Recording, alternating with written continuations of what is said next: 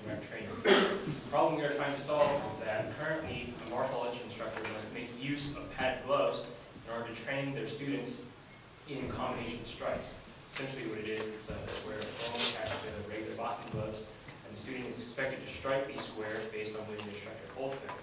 This creates several problems for the instructor, however, because they are unable to judge things like footwork and stance because they are right in front of the student, and they don't have a quantifiable way to judge how the student is improving, and they're completely unable to judge things like reaction time, speed, and accuracy.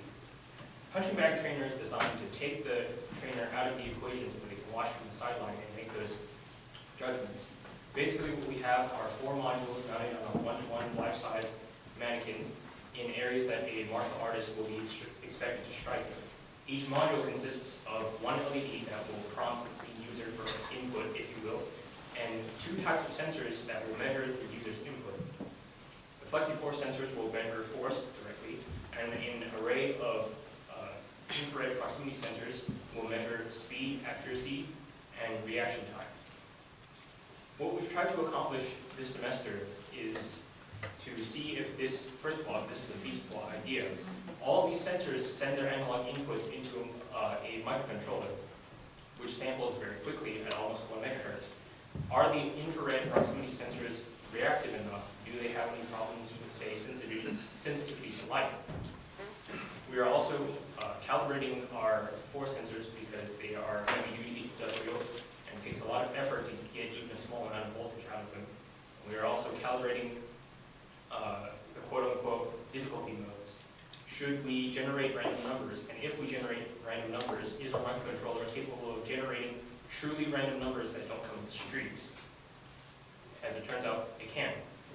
Next semester, we hope to build the physical housing for all of these modules and to add additional features such as possible wireless communication with mobile phones. Any questions?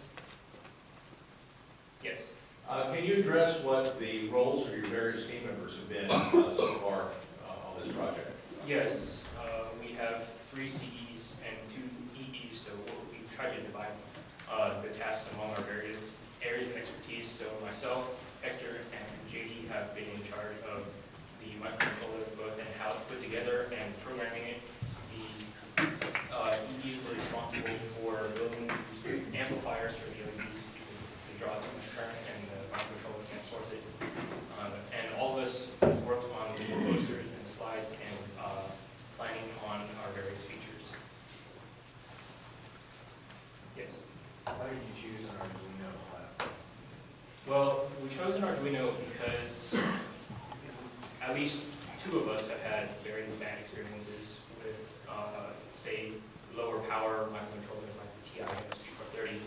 The Arduino is a 5-volt device, and it's a lot easier to step down 5 volts to 3.3 than it is to step 3.3 up to 5, which unfortunately, even though most modern sensors operate 3.3 volts, there are still some who refuse to adapt. So that you use 5-volt sensors, that's basically no. Yes.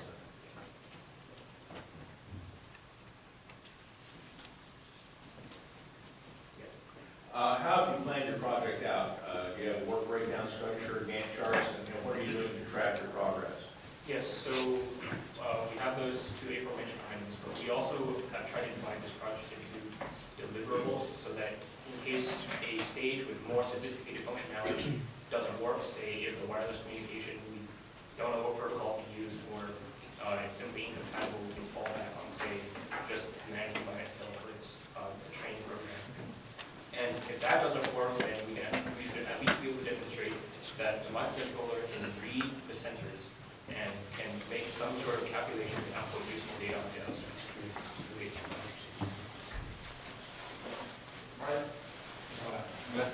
We had one. Yeah, just why did you choose an LCD screen instead of, for example, some audio feedback or something? Maybe you could give real-time feedback during. Audio, that is one other thing that we are planning for next semester. Although none of us have any experience with playing audio files through microcontroller because we have memory limitations, and it's simply easier to store text than audio. All right, thank you. Oh, sorry. Are you planning any way to program in combination strikes. I understand you having it random for the most part, but there's also certain combos that